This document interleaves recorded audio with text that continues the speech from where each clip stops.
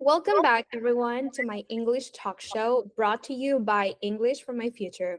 I'm Natalie, Operations Manager here at the school.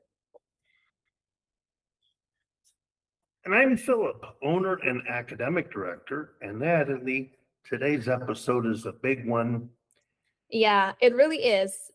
So, for years now, our TOEIC-based business and survival English programs have helped students here in Monterey get promoted, land new jobs, even more into completely new careers. And beyond that, we've watched a number of them use that same solid English formation to immigrate, study, or take long-term assignments abroad in the United States, Canada, even France or Argentina, a lot of different places. Yes, that's right. So, new complete system built specifically to develop the English and French skills you need for the official language exams required by Canada's main immigration programs. Which brings us to today's announcement. We're almost ready to unveil a brand new complete system built specifically to develop the English and French skills you need for the official language exams required by Canada's main immigration programs. Exactly. We want to talk what is different about this. Um, Let me walk you through it. Great question you had. Okay, let me explain by saying Canada's system works completely differently. Um, it's great to have actually now a job offer isn't worth very much. Um, if you have education, training, and experience in a specific professional category or an extreme circumstance. Um, their system is based on points. You need 600 points for the express entry program. These come from things like, okay, they do consider family ties, but that's restricted to brother or sister who's already a Canadian citizen. That will get you points. That won't get you your visa. Your profession Sorry, points based? What does that mean? points based. Well, let's say your brother is a Canadian citizen. Okay, 15 points. Okay, what about your education? I'm an engineer. Oh, I'll get you 60 points, 75 points. Okay. Are you fluent in English? Yes. How fluent? I'm advanced. I'm a C1. Okay, that'll get you 150 points. How old are you? They're counting how many years you'll be working and paying taxes. Okay, here's 100 points. I went to a Canadian university. Okay, 120 points. Is your husband, wife, or domestic partner a Canadian citizen? Yes. Okay, important question. Do you speak English fluently? Yes.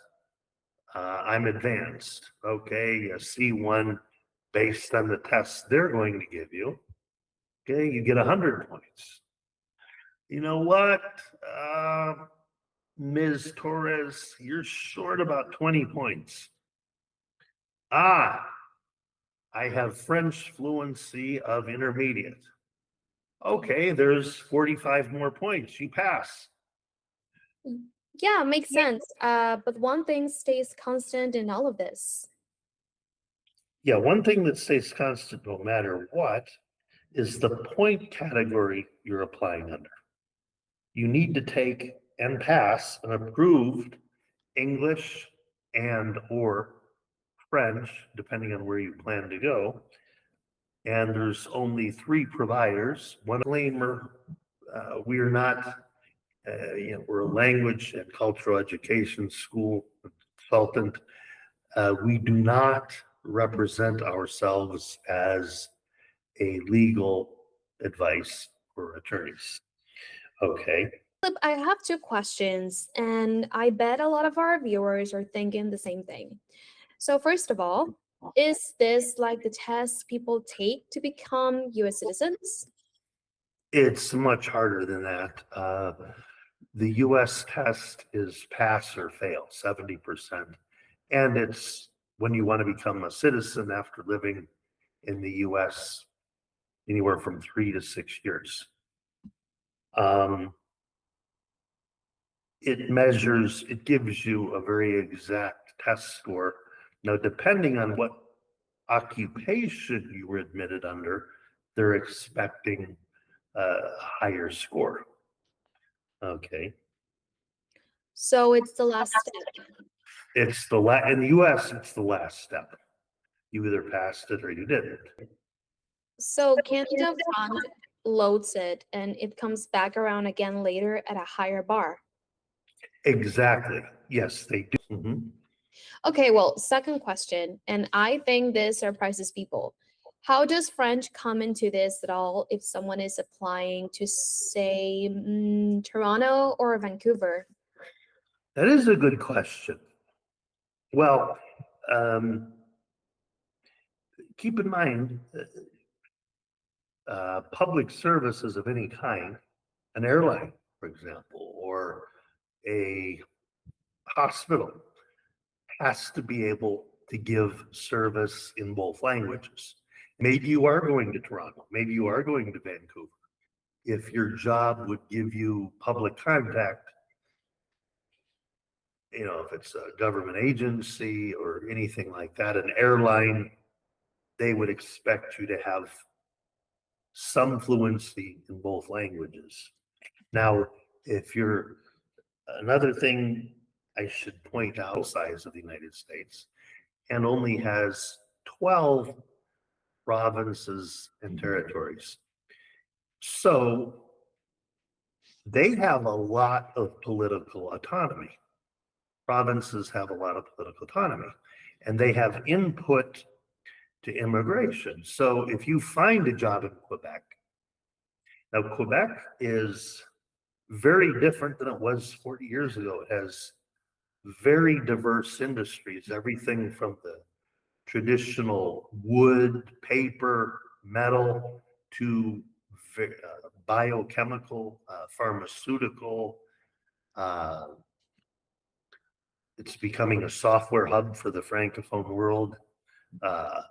Aviation, they make airplanes in Quebec. So if you get a job in Quebec, you need French first and English is secondary. So that's something to think about. That's why they give you as many as 50 extra points. Right, so if someone has strong French, that's a real advantage. It's an advantage regardless what job you're going to do or where you're going to do it. So let me explain. Once your English is solidly established in our program, and it's very much like the one we have been using, you begin French in parallel at the beginning. Not exactly zero, not overwhelmed, but start learning it. We build your 4 core skills in English: vocabulary, reading, writing, speaking, listening, with the same rigor as we've been using our TOEIC track. But it's broader than just work English. There's another thing. It's a very, I don't know if I would say 60-40, but there's survival English, going to the supermarket, being a consumer, being a tourist, and basic work English. There's a little bit of both, which is something people ask for in English. Yes, absolutely. So practical either way. It's practical either way. And because let's face it, we spend most of our day at work and only a part of our day at home. So It's something people have been asking about, and this program, I've chosen it for two reasons.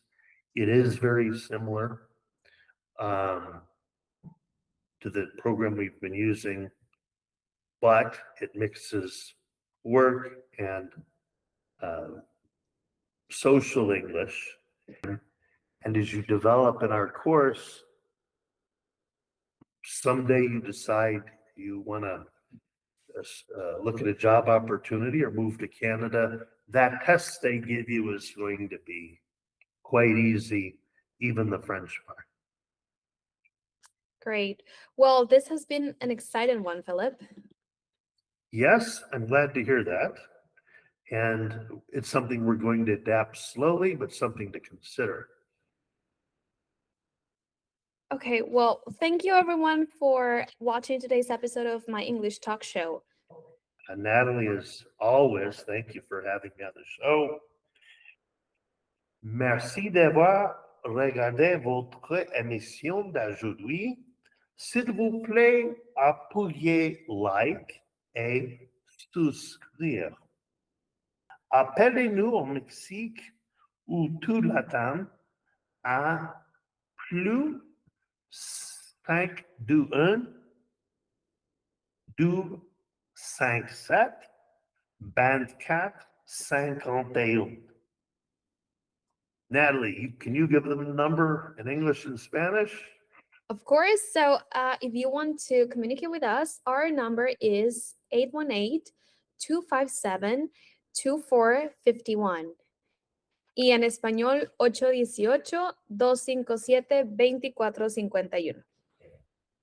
Oh, let me try my Spanish. 818-257-2451. Si te encuentras fuera de México, es plus 521-818-257-2451.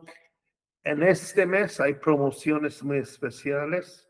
Comunícanos aquí en WhatsApp y le explicamos. Thank you so much, everyone. Thank you, Natalie. It's great to be on your show. Thank you.